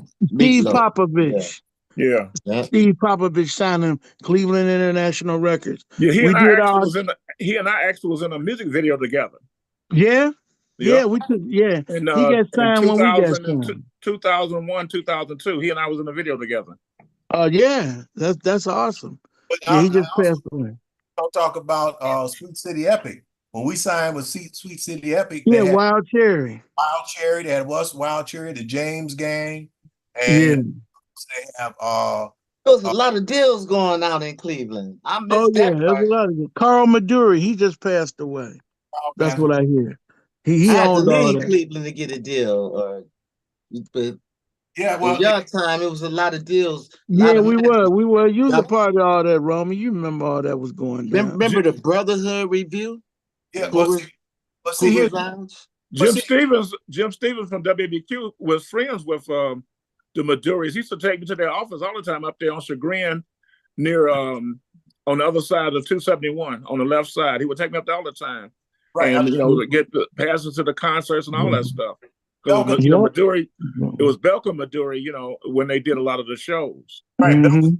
They were doing the Rolling Stones. They were doing the big dates. Yeah, they were. They were big days. Right. The world. They was doing the World Series of rock, man. Right. And we were the only R&B act they had, other than Mhm. Wild Cherry crossed over would play that funky music. Man, this But, guy used to come in and see Joe Simone all the time. Joey and the Continentals. Remember them? in the Continentals, you Yeah, also Joey. Yeah, mafia. Them mafia hookups. They you were had all. you had Joe Walsh that was out. Oh yeah, Walsh. Yeah. He was a James Gang. Yeah, Dale Peters, the bass player, did the first Kinsman Daz Band album on Motown. He engineered it. One of my mentors, Chuck Young, had Cleveland One Stop, Chuck which was Young. I in heard of Chuck association Young. with like Cadillac Music and all those guys. They were all hooked up. So I actually met all of them. Matter of fact, I met Eddie Kendricks down there one day when he had left Motown, or actually Tamla Records, and went to Arista Records. I actually met him down there. I was the only person of color in the space. It was like all Italians and stuff in there that was meeting Eddie Kendricks or whatever. He was signing the albums of his new Arista record. The funny part about it, to show you how record labels do, Motown put out Intimate Friends by him, which was a bigger hit than the new record he had on Arista. And so they took it and blew it up to, I guess, kind of show him that he should have never left Tamla, because Intimate Friends, if you remember that song, that was huge. And the song he had on Arista, probably none of us could even think of the name of it. But I remember he autographed a record for me. But let's get back to the thing about Mike Calhoun and if he actually discovered Skip Martin or not. Mike Calhoun, how can you tell us and explain to us how you discovered Skip Martin, for those that hadn't heard your side of the story, so we'll know if you're a truth sayer, a zero, or a hero to create this man that... You already recorded this. We got this on tape already. It was in Youngstown. I went down to Youngstown with Sonny Jones, and the band was playing called Mighty Generation. Skip was in the group. When they took their break, I offered them to be in the band. They had heard of us because we had Forget About Loving You and Catching Up on Love already as hits. And the rest is history. He came up and auditioned with us, and I taught him Invitation to Love, the song that ended up being our first album on Motown, Invitation to Love, and he sang lead on it. I taught him the song, and that's the song that Jerome and his band had demoed before I even met Skip. So, yeah, that's where I met him at, and I guess he's having amnesia. But for me to try to make a person's ego get bigger than it is by it being even important is beyond me. So, it's not even that important to me. It's a fact that happened, and he doesn't want to give me credit for doing that. So be it. That's his business. But everyone remembers the first break. I don't care who you are. Everybody remembers the first break that they got. And if you can find me somebody that doesn't, I'd like to meet them. Well, that's no different than the fact that that's like saying that it's not important that I discovered Lazy Bone from Bone Thugs and Harmony. Isn't that kind of important for them to have, went on and whatever? So it's kind of really, that's huge. That's huge. Right, but I'm saying you discovered a guy that went on and performed with the Dash Band and Kool and the Gang and traveled worldwide and all that kind of stuff, performing where he might have still been stuck somewhere if not for you. So don't downplay it. Yeah. Yeah, but I'm saying what you do with it now is what counts. Like John, myself, we're upstanding human beings. We got a soul. Some people took it and pissed it off and ego tripped it off and forgot about people. I didn't. I was in the belly of the beast for 10, 20 years. I stayed in Cleveland. Bobby and Skip moved out to Vegas for 20, 30 years. I'm here. I'm the people's champion. I took the knocks and the bruises in Cleveland, Ohio. I wasn't going to move. I didn't move out. I'm not going to move out. I'm in Westlake, Ohio. Okay. Jerome, you have any more history to share with us? And then John and Dale after you? Well, I could say this. I was 19. I was working with the Moon Violations. I did it right out of high school. Mark Anthony had me under his wing. He was the leader. So he was grooming me. So when I met Mike Calhoun when I was 19, Mike Calhoun introduced me to songwriting. That'd be a better way to have a career in music other than trying to be the baddest guitar player, even though I wasn't trying to be the baddest guitar player. I was just trying to find my way as a guitarist. And when I hooked up with Calhoun, he had songs that he was writing and trying to get a deal. That was the whole thing. I make it, we all make it, So my band, first it was just me and this one guy. We demoed the first album with Calhoun. And it worked. He ended up in California. He came back for me and my friend, but I ended up having another band. And Calhoun tried with my band of guys that I had. But that band of guys that I was with, one of them was from Youngstown that moved back to Cleveland. He was from Cleveland, but he moved to Youngstown. And John, you might know his father. His father's Big Boogie D in Youngstown and Winston Walls, them jazz cats. But his name was Lamar Mitchell. So when we moved to You working Youngstown, with Stevie Wonder now? they work with Stevie Wonder's digital tech right now. Yeah. And so we was trying to get the deal. We could not get nowhere. We had the material, but our production wasn't right. So we decided to move to Youngstown to groom up what we got. And my cousin's father, Big Boogie D, introduced us throughout Youngstown, the New York club, New Yorker. At the same time, I'm still having a relationship with Calhoun. So we ended up playing Davis Nightclub. At Davis Nightclub, my cousin knew the Mighty Generation band and was his dudes. So we, being in the band, you meet cats, y'all, we all like this. So we got to meet the Mighty Generation. Skip Martin was the horn player. Clarence Ross was like the saxophone player. So Calhoun had a story where he went to Davis Nightclub, but I couldn't believe that because they also, in their first run, Davis Nightclub was one of the clubs that the Kinsman Dads would play at on their first run off their first album. I don't know if you remember that. Yeah, I remember that. So when we got to talking, he says, "Yo, man, I got a singer," because he was always hyped about the record. See, he was more like putting the record together. So he was more like, "Man, I got this singer, man, gonna play this track." Next thing I know, Skip is in the band. Faith took me, Cameo, picked my group up that brought us to New Jersey. The saxophone player that was in that same band, My Generation, came with my band Nucleus in 1981, and we moved to New Jersey. So when we got to New Jersey, we got that Cleveland vibe on us, man. The people in New Jersey is loving what we got because it's something different. And we heard Let It Whip in 82. We just knew that we was on our way to being successful, but because the connection that I had with Calhoun, but then I found out that he wasn't with the Kinsman Dads anymore. And Daz band. the Dads band, he wasn't with the Dads band. And Right. then Skip ended up with Cool in the Game. But at that time, I was working in New Jersey. I was hitting studios. And House of Music was one of the studios I was playing out of. And I saw Skip in there with Cool in the Game. And Cool in the Game stayed in his House of Music studio. So I would see Skip all the time. And Skip and Clarence are best friends today. Still, that saxophone player and Skip Martin are best friends today. They recorded in Youngstown.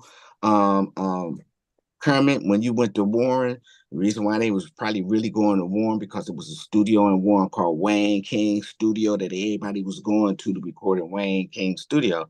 Because Wayne King was like the lead singer for the Ohio Players before he quit, decided to be, work for the post office and become a sound engineer.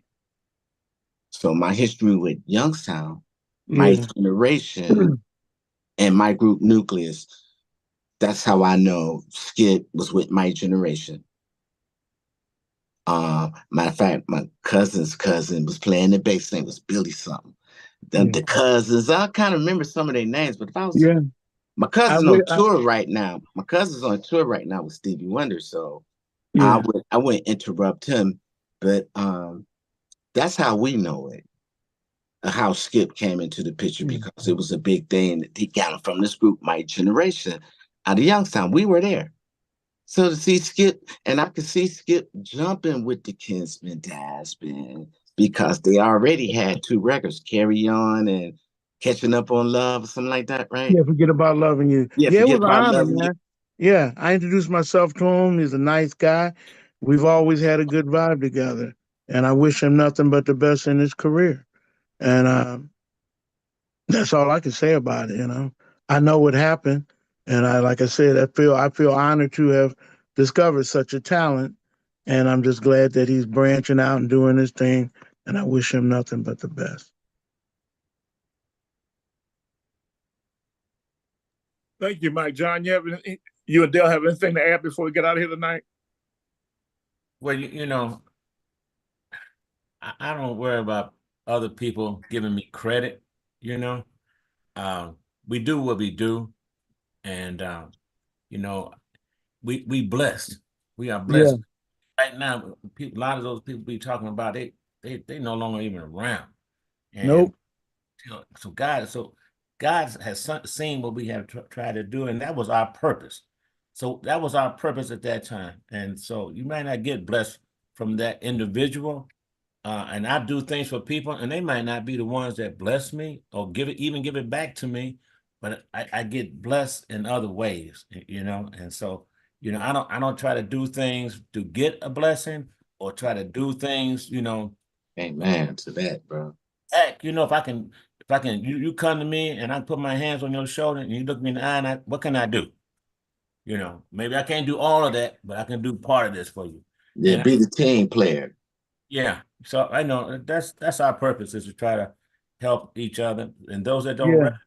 those that don't recognize it, you know, just feed them with a long handle spoon. Yeah. Right. And that's how Calhoun was to me. Like, Yeah. you know, I didn't grow up with Calhoun. And Okay. far as my guitar playing was concerned, it was some that I had, but Yeah. he peeped something out that was beneficial to what he was trying to do as a songwriter. But when I moved to New Jersey, just I know that Calhoun was true because Tony Camillo used to call my mother's house. We didn't have cell phones, and we was working out of my mom's house. I happened to Tommy move, produced Midnight Train to Georgia, by the way. and Tommy, he was a trumpet player, composer from Motown yeah. too. Go ahead, And he excuse me. did Kid Cree on the Coconuts as well. Yeah. Yeah. And I happen to, Dynamite. He did that song too. The so I Jimmy happen, Walker thing. Yeah, Dynamite. so when I moved to New Jersey, I hooked up with this group, and we're going to be recording Tony Camillo's studio, but they didn't know my history with Tony calling my house. And Tony never met me. He just talked to me because he called my mom's house to talk to Right. Calhoun. So when we got to the studio, I was telling the guys, I was like, yo, man, I know this guy. And they laughing at me, telling me, yeah, right. And you Cleveland. You don't know nobody. So when Tony came out of this driveway and the guy ragged on me, he's like, yo, Tony, this guy talking about he know you. And I said, well, yeah, you know, remember Mike Calhoun? He went, come on in my house. He left them at the car and took me in the studio. That's good. So That's good. so I would have never known Tony Camillo if it wasn't for Mike Calhoun. We never met, but he God be the remembered. glory. So how could you forget somebody that introduced Michael introduced me to Tony Camillo over the phone at my mother's house. He doing business with Mike Calhoun.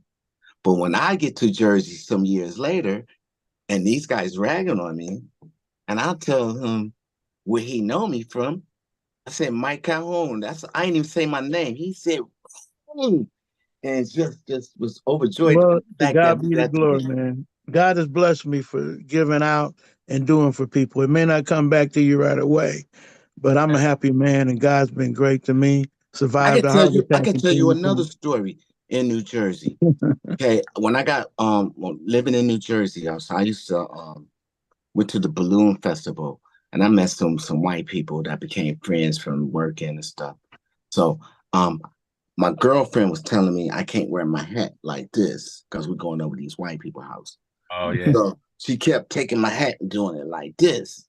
So I said, okay, I'm gonna do it like this. When I got in this white lady's house, which was her friend from job, she says, wait a minute, something's wrong. She did like this. Boom. Now that's how you look. Then she said, but you know what you remind me of, Jerome? One of my favorite songs. I'm like, okay. She pulled out Invitation to Love. Wow. Dad's been. She pulled out Invitation to Love, and I'm trying to, you get that feeling in your heart like, yo, how did you do that? How did you know I was part of that particular song? I didn't record it, but I was part of it. Yeah, man. You know what I'm saying? So she Yeah. took my hat like this. That's Now strange. That's it's weird. supposed to be like this. And you know what you remind me of, Jerome? This is one of my favorite songs. And she pulled out Invitation to Love, man. Wow. Yeah, Dale, what this call is about, what we do like every other Tuesday, try to find people, Thank you, Ron. like Jerome that haven't been given their flowers yet, and let them tell their story. Like we had Johnny Britt on here, for example. If you happen to remember Johnny Britt, Dale, I didn't even know Johnny Britt was from Cleveland. I didn't know a lot about him, but a guy named DJ New York City Ken turned me on to him, and then I said, "Wait a minute, John knows him, Michael knows him." He played at Juba Day. Yeah, light skinned brother played trumpet, and he sang falsetto. Before he even got on the show, like Michael told me his relationship with him, John told me how he knew him. They both came on for the interview, and it was just a great interview. But it was somebody that for some reason, it was somebody for some reason I really didn't know him. And he's done some amazing things out here. Amazing things, man. So that's what it's about. Yeah, absolutely. Absolutely. Again, like I said, and I just told Dale Bobby English. Yeah. Bobby English. Yeah, I heard him. Bobby done played a little bit of everybody. Pat Metheny, you name it. And then to people not on this phone, there was another guy. I mean, that's not from Cleveland, rather. I'm sorry. A guy that Dale and I went to school with. He was a little bit behind us. His name was Steve Logan. And you Steve.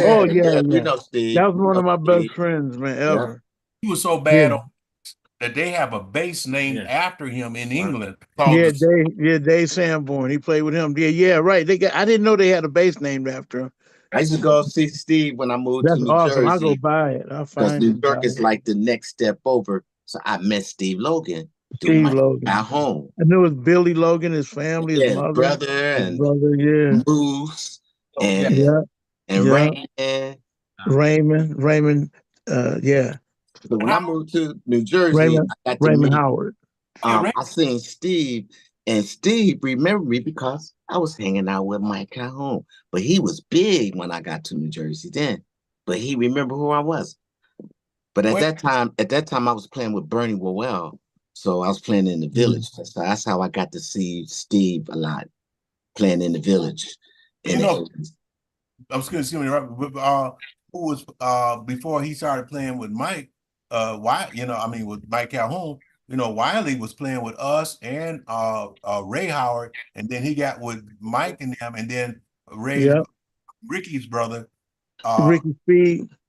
No, Ricky Speed. Oh man, Howard and Ray Howard when we were touring with the Ohio Players, but Ricky also he was with the OJs, and he came out here. He was a drummer from Cleveland. A lot of people don't talk about him, but he was a drummer for the OJs.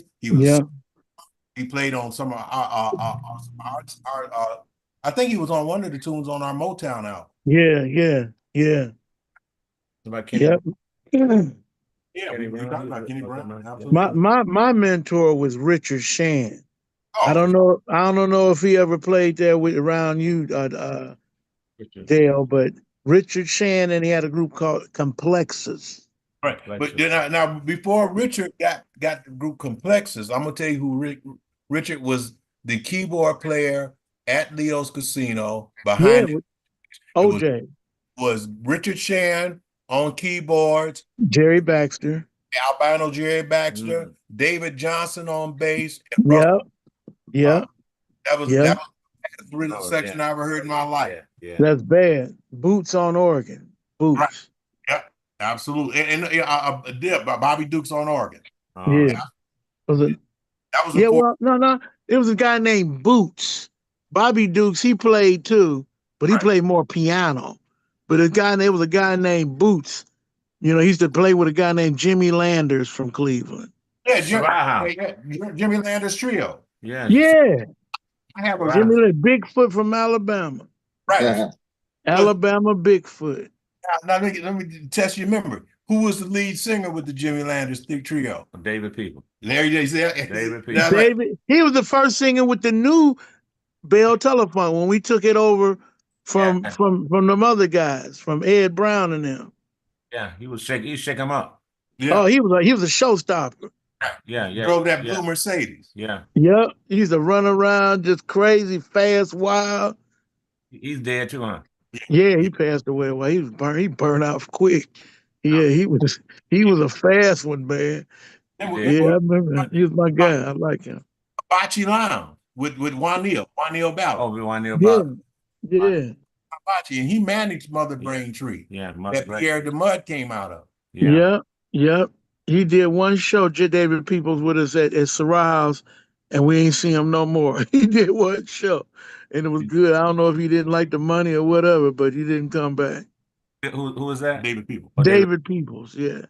I made Mother Braintree change their name. They used to Toe Jam. Toe Jam. Remember that? They got some white boys in there, didn't they? When they was Toe Jam. Braintree? No. Am I No, mistaken? but I know Pierre and Tracy Pruitt on bass, Jamie on drums. Put that on my sign. I'm marquee. But The trombone player Ulysses played trombone. What was that club called down by Cleveland State? Like something 71 South or something South? Road South, the Road South. Yeah, I remember that club. Seeing some people down there as well across from Cleveland. Matter of fact, it was Jim Stevens that took me in there, and it must have something to do with Carl Maduri or something. It seemed like maybe one of them guys, or might even been Mike's guys that had the Budweiser distribution or something. Tim LaRose, yeah, might have been them. We played the Road South with the Detroit Emerald, and then we played there again with the Dynamic Superiors. But the Mother Braintree opened up their own club. I don't know if you remember that was called Braintree Conservatorium. Right. Oh, yeah, and it was open between 3:30 and 5:30 because they were too young to have a liquor license. Yep. Right. And yeah, you remember. And it blew up Curtis Shaw, and he lost part of it. Yeah, they had a gas leak in there. Oh. And I guess somebody was smoking, and it blew up, and it took part of his ear. The DJ Curtis Shaw. Yeah. Wow, you got a good memory, man. It was a rumor that somebody was trying to kill him. Well, if you want to go back farther, that you remember, if anybody on this call ever seen the movie Superfly, well, first of all, the guy Ron O'Neal, he was from Cleveland, but he also in the movie he talks about a barbecue joint, and there's a character named Scatter. Scatter. And he had a barbecue joint, and they blew him up. 105th. Yeah, man, I know all about that. I saw the funeral back in the day. Scatterbrain funeral. They came up there. That was the biggest funeral in the world. So everybody stood out just to see all them cars. Scatterbrain. My father actually worked at that Great Drugs at the pharmacist down there across the street from where Scatter's Barbecue was on 40th and Scoville. Okay, that's another one. The one I'm talking about near Parkgate. I lived on 105th and Parkgate, and it was a Scatter's right across the street. So those chicken wings, 10 cents a piece. And the trailer is a still whole wing. Yeah, the trailer is right there. I think around 105 in Columbia, kind of fenced in. That was Scatter's. I don't.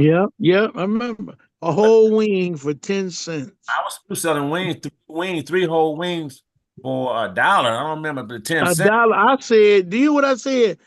10 cents for a whole wing. We were selling them at Carter's Lounge on Kinsman, 3 wings for $1. But I get 10 wings for $1. Well, I'm talking about whole wings now. That's what I'm talking about too. Right over there. 10 cents. 10 cents. The poetry places were giving the wings away because they didn't want the wings. I know, because they didn't mean nothing, just like pig feet. Not to them. You're right. We made a delicacy out of those wings, man. Who were those twins that used to had a restaurant? There's two twins. Sample twins. Yep, Sample twins. They had the wings for 10 cents for a whole wing, but they still had the hair and feathers on the chicken. You gotta take the feathers off. You gotta take the feathers. They didn't care. They still got them discount, so they throw them in there to grease. Friday, we be chewing off the feathers. Wash them up good. You gotta get the feathers off of them. You don't sell no feathers off. So, John, did you ever play the Cougar Lounge? Yeah, absolutely. Well, I'll tell you, there's a good story and a bad story. We used to come home and we played the Cougar, and then our drummer, when we went in for the sound check, early load in, I was sitting at the bar, and our drummer and his wife had a little argument, so I told him, y'all need to stop it anyway. So we played the gig. You remember the dressing room was upstairs. Yeah.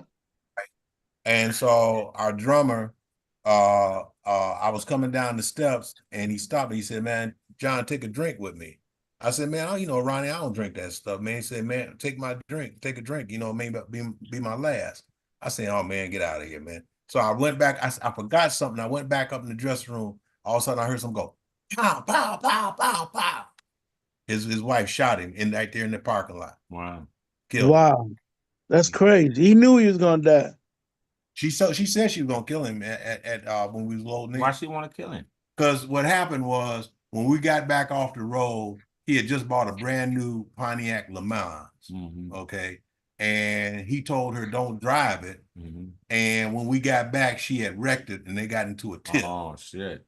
Okay. And he got physical with her and she came to the thing, said, "Y'all stay away from Ronnie tonight. I'm gonna kill him." I said, y'all need to slow that down, Right. And but she was She meant that. She meant that. She meant that. She was serious. So That was do like you remember the Brotherhoods? Brotherhoods. The Brotherhood review? No, I don't remember the Brotherhood review. Nah. No. Well, where were they playing at? They was playing the Cougar Lounge. What was the Cougar line? It was on the Buckeye. Like the Buckeye, yeah. Third and Buckeye, something like that, right? That was 16, so it had to have been like in the 72, 73. Right. Oh, no, it's like if you're going toward downtown, it was on the left-hand side, right before you get to the graveyard. It was on the left hand. In fact, so ironic, I think about it, because in the parking lot was to the side, but they made coffins down there at the end of it. Really? They built coffins? Yeah, they had a coffin factory right at in the driveway. And then not only the Cougar Lounge, they had what was that other club up there on the Encore Room in the Mardi Gras? Remember, right next to each other? Yeah, but it was. I remember Mardi Gras, Triple T Lounge. I remember. They used to have Mr. Sim's mother. 88. It was Mr. 88 Mr. 88 Kids. Yeah. Because Sim London, that's how he learned how to play drum, because the mother and father played piano at the She was my barmaid for a month, and they used to have it in the number game. Right. Big. It was in the numbers game. Oh, I didn't know that. Yeah, it was in a number game. I had to turn it. You remember the first book of Moses? Oh, let me tell you about this. Let me tell you. Okay, let me talk. That's MC Brain's daddy. I didn't know that, man. Let me tell you. And Dolores, that's his mother. Dolores Jones from Sonny Jones. Used to be Sonny Jones' wife. We took we took Moses on the show as an opening act when we was touring. And Solomon and Moses. They used to run up the wall. Right, I'll get to that. I saw them at the Lounge the first time, and they came out and they was dressed. They was dressed like out of the Bible. They had these long, robes and canes and big sticks. Right, and they say this. White hair. My name is King Solomon, and my name is Moses, and we are 4,000 years old. Oh and yeah. Gonna try to show what they do. Hey, I was in the band with him, man. We practiced in Squeaky's basement. Squeaky played bass. His name was Squeaky, Claudie Mitchell. His mother, they had Elite Jules. And we practiced in the basement. He was in the basement one time and he said, "Ooh, do the funky Jesus. Jesus, do the funky Jesus. Y'all getting out of here." And she ran us out of the basement, man. We couldn't practice no more. He said, "That's blasphemy." He was in there doing, he did songs and he put Jesus in it, talking about Jesus is funky. Wait. She threw us out the basement. She said, "Y'all go. The devil gonna get y'all." She raised, but then this man was amazing. He can run up the wall like Gene Kelly, Fred Astaire used to do that trick. He could do that. Hit the wall, go up and turn around. Turn around and flip around. He do that. People go crazy. Wait, baby Mike. We was playing in Knoxville, Tennessee. Okay, our opening act. I'll tell you who. Well, he was our opening act. Who our supporting act? I'll tell y'all that in a minute. Because y'all know who he is now. Anyway, we was going to the gig, and we stopped at the light. The bus stopped at the light, and there was a church that had the door open. They were doing revival. King Solomon, Moses got out of the van, went over to the door and just stood like this, and the people started yelling and passing out, talking about this Jesus that came. Because he had his hair dyed white and had his beard dyed Oh white. yeah. He had the white hair and the beard. Yep. Passing out because they thought that Jesus had come back. Right. But Oh yeah. got to the gig, we was loading in, and this guy was sitting there playing guitar. And man, this guy could sing, man. I said, Charles, man, that's Slayer. I said, Charles, man, who is this guy? Charles said, man, I said, I don't know, man. He said, but this guy is bad. So after he got through doing the sound check, we went up to him. I said, man, you can sing, man. I said, man, you got anything out? He says, no, I got something coming out next year. I said, okay. I said, I'm John Sly Wilson. He said, I'm Peebo Bryson. Damn. Wow. He was playing guitar?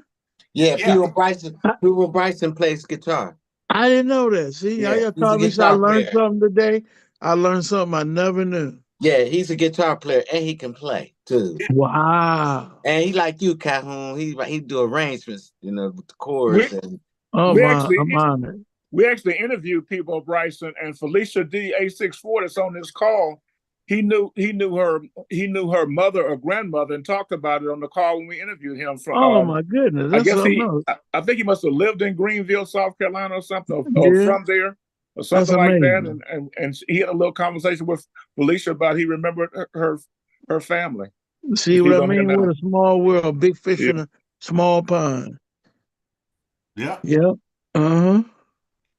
I tell you, man, there was some bad, there was some bad acts out there. And you said something earlier too. See, when Mike and all of us signed our first record deal, and and you too, Jerome, it was like there was at least 30 or 40 labels that we could sign with. There's plenty labels, man. Not anymore. Yeah, if you think about any group at this time, and when they hit it big, those labels don't even exist anymore. Oh no, man! Out of 1,000, maybe 3, 4 are left. Right. I mean, on Brunswick, that don't exist anymore. The Stylistics was Avco, but that don't exist anymore. Y'all was on 20th Century, that don't exist anymore. No, man. Yeah, they merged in RCA, and then they end up dying. Oh yeah, it's crazy. It's a crazy situation. Independent took over. Yeah. All those labels don't exist. Donna Summer, Casablanca, they don't exist no more.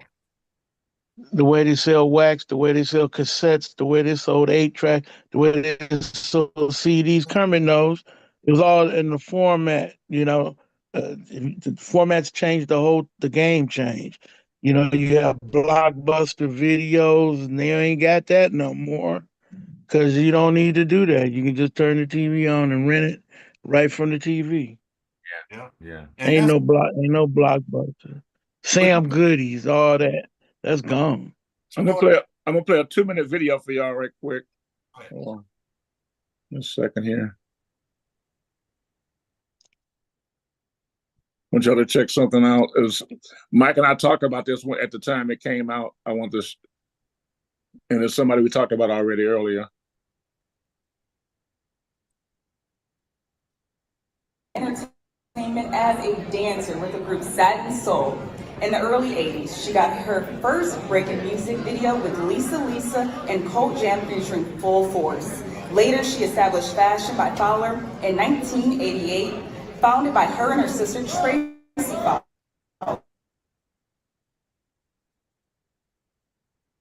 Designing women's clothing, evening gowns, prom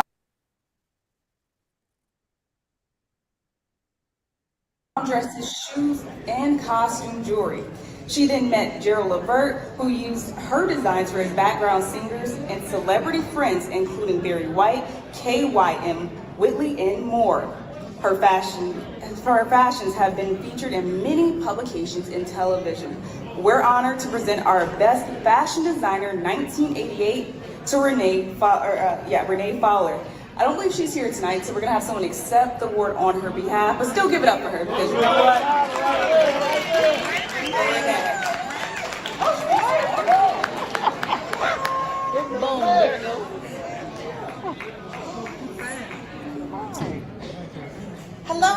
everybody. Hello, hello. Hey, Cleveland. I'm Renee Fowler. I am honored to be here with among all the greats. There's so many familiar faces. This brings back so many great memories that I've been doing this thing called fashion for over 32 years. Myself and my sister, and I just want to say thank you. I want to say a shout out to Kermit Henderson, because without him, hey, it may not have been a Renee Fowler doing her fashion thing. I want to thank first and foremost God, because without him, you know, Almighty, I give him all the praise. And I just want to thank you, a lot of my customers out here. I'm still doing the fashion game. Matter of fact, the store is right on Shaker Square, Fashions by Fowler. Come and check us out. And without any further ado, I just want to say thank you to my husband for being here and supportive. Thanks a lot, Cleveland. We're still doing our thing, and come check us out. Thank you. Matter of fact, this girl right here is wearing our outfit. Thank you.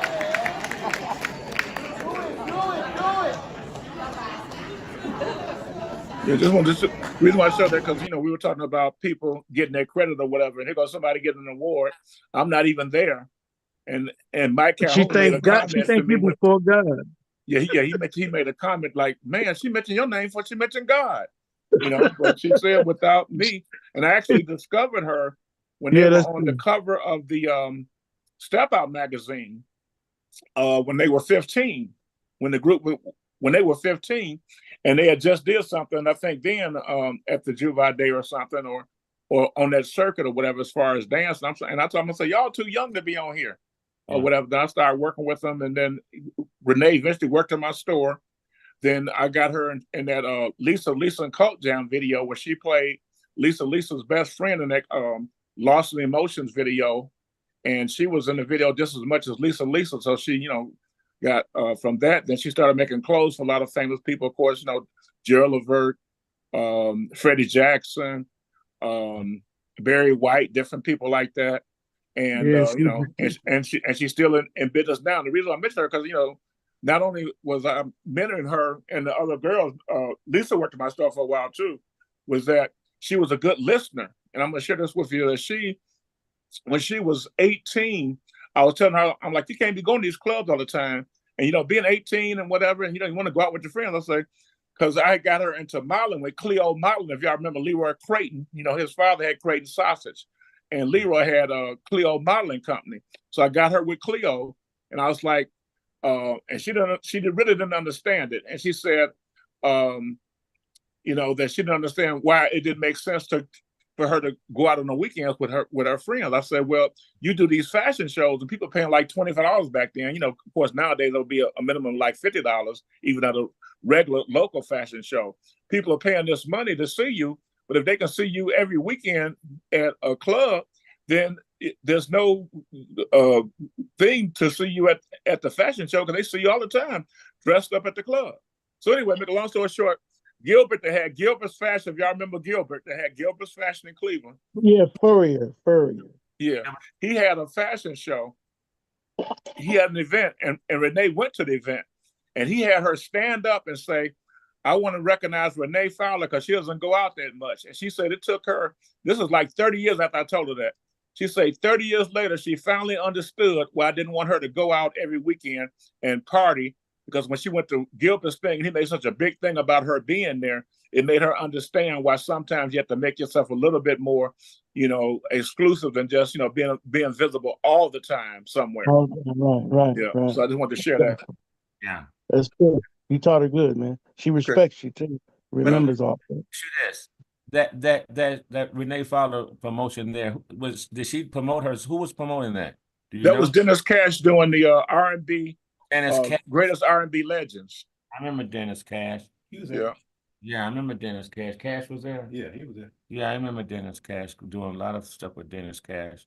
Lee Cross Ivory. He does it every year in May. If you never got one, it's definitely time for you to get something next year.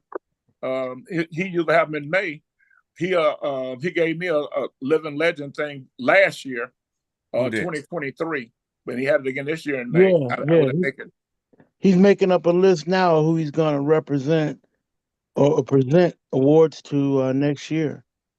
He's got it on Facebook. Who's making up? Lamar? Yeah, no, Dennis Cash. Dennis Cash, yeah. Mike and All, John, remind me to text Dennis and suggest that to him. yeah, Dale. Yeah, they're definitely Dale. Yeah. He talking about Daring's chicken and carrying on, man. That's like that I grew up on that. But I speaking mean, of Dennis Cash, I met him in 1975. I was at where Leo's Casino was, at 7500 Euclid Avenue. yeah. It was after that it was another name. I can't think of it right now, but I've said it before. Maybe somebody can think of what it was after Leo's. Anyway, it was a summer '75. It was a condemned building. Huh? Club Cabana. Thank you. It was Club Cabana at the time. The sign was still up there. So it was a condemned building. So I went in there, with my contacts with let me just say the powers that be, let's just say that as an example, including fire marshals or whatever. And I was having events in there that summer with a guy named Robert Pope and Michael Troy Watson, who also was an attorney in Cleveland at the time. They both were my fraternity brothers. But anyway, we were doing parties in there. And Dennis Cash performed, and I was the DJ. And somebody bumped my table while they were performing. I think it was in the group Arrogant Imagination. I think it was part of Arrogant Imaginations at that time on Steel Town Records. And they were performing, and I'll never forget how Dennis looked back at me, cut his eye back at me like when the record thing, because they were performing on top of the record. But when the record skip, of course, it messes it up. So I would never, I'm seeing him right now looking at me like I did in 1975, just to show you I would never forget that look. That's the first time he and I met, and I've been, knowing him ever since. Yeah, I produced that first record, Hot Thing. And it was definitely a hot thing. He performed it in 2013. It really was a good record. I mean, it sounded typical like a cameo, R&B, a strong cameo funk with an R&B feel with a group dancing to it. It was a great song. I told him he should redo it. Me and Kevin Kendrick did that. Kevin Kendrick, he went on to Cameo. So he took that same sound on the Cameo. And it's all good. Yeah, you should do it over again. I produce it again. And one of my favorite songs by the Kinsman Daz Band, or Daz Band, I forgot which one it was, or both, was a song that Mike Calhoun wrote with Kevin Kendrick that ended up being a cameo. Yeah, I Believe in You. Yeah, inspiration. I Believe in You. I Believe in You. Also, at this time, you're talking about thanking people. I want to thank Mike Calhoun for performing at my sister's funeral. So I never forgot that. That's why even though we argue all the time and beat each other up every other day, I still don't forget that thing, because, when people do stuff like that, you can never, thank them enough for coming to you at the time that you need somebody to do something that means something to you. It was my honor. And she was a big fan of his too. She was a sweetheart. She was definitely a sweetheart. Yeah. Great, good human being, good person. Love her brother too. Love her brother. Okay, any closing comments, anybody? I'm glad I was able to honor you at one of those awards when you were honored. I'm glad I got a chance to do a speech. Mike and Renee that you just saw, they presented me with the award. They actually read the thing about my history and that I was discovered by, Jim Stevens and worked with. That's a highlight, buddy. That's a highlight of my career. Yeah. I love that, man. I got to get a copy of that. But anyway, I'll let you close this evening. So one of my highlights out of Cleveland was Hank Ballard came into town. He was looking for a band, and he chose my band. So I got a chance to play with him. Hank Ballard. The original twist. When he came out of retirement, we played in Pittsburgh. So I did like 2 shows with Hank Ballard. And the courtesy of Hank Ballard, just by playing with Hank Ballard, coming out of Cleveland, he said that this band played just like the Midnighters back in the 50s. That's what he liked it about us. So Cleveland, we do have a style. Cleveland, we do have our own style that went all over the world. And some people had to leave out just to get that. And for those that stayed here, to keep our city vibrant like it's becoming to be, because we did grow up. Everywhere that I went, they said to me that I was brought up to do this, and I credit it to Cleveland, Ohio, because Cleveland did this to me, and I had great people. Kermit, I met Kermit when I was like 14 because of my cousin. He believed in this young kid, telling my moms this guy is going to be something. They You got love it. Romy got one of the best rhythm strokes in the business, man. He got a right hand that's like a machine. And I wanted to take this time right here to salute Mr. John Wilson. John Wilson is the best musical ambassador Cleveland has ever had. Not only is he a part of the Rock and Roll Hall of Fame, he's a part of the Rock Hall of Fame. And those people that are the CEOs rush up to this dude. You know what I'm saying? It was Greg good news, Garrett John. or Showboat Robinson, like it's his brother. So I'm saying, I'm just salute to you, John. You've been holding the flame up for Cleveland all over the world, Thank giving you. it praise, and I honor you for that, brother. You're a mentor of mine. Everywhere I went, it was Cleveland. Absolutely. Thank you so much. I appreciate that, my brother. You're welcome, man. You're always welcome, for sure.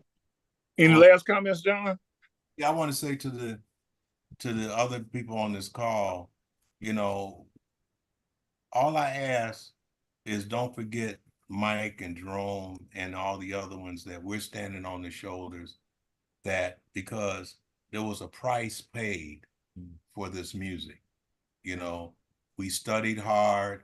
Sometimes the money wasn't that good, you know, but we kept at our craft, you know, and our craft has lasted beyond the borders of the United States all the way around, just like Jerome says, and around the world 18 times now. And again, but they say when you deal with an artist from Cleveland, you got something on your hands, you know. So when you got a superstar, megastar white boy like Justin Timberlake sampling something a little guy from Cleveland did, like John, that says it all right there, man. thank you so much. Thank you. Thank you so much. Kermit, thank you, Kermit, for, you know, always being there for us. You was in the trenches. And again, Dale, for giving us the platform for us to display our talent. The venue, yeah, man. Yeah. If y'all Dale, open you're a up legend. another can of worms, talking about like independent, you know, artists and like you said, Justin Timberlake sampling stuff. Because how about on the retail side of somebody like myself and the other stores, Joy Music and Nicky's and all that, you know, trying to carry records by local artists that nobody else would carry. And I remember one of the records I broke that was big was the group called Midwest Mafia. If you remember that album, it was a rap album, and I never forget when the guy from Camelot Fatty Music Banks was on that. Fatty Banks produced it. I never forget when the guy from Camelot Records, a representative, called me trying to get a hold of that record. Because just so y'all know the story, what happened is the independent records would take a chance on a record, bring it in, promote it, sell it, and then the chains would, you know, take it and make it big across the country. But, you know, people would always forget about the people that actually broke the records. That was, you know, just that. But I'm going to play I'm going to go out of here playing one of my favorite artists from Cleveland. It's not the Dance Band. It is not Slide.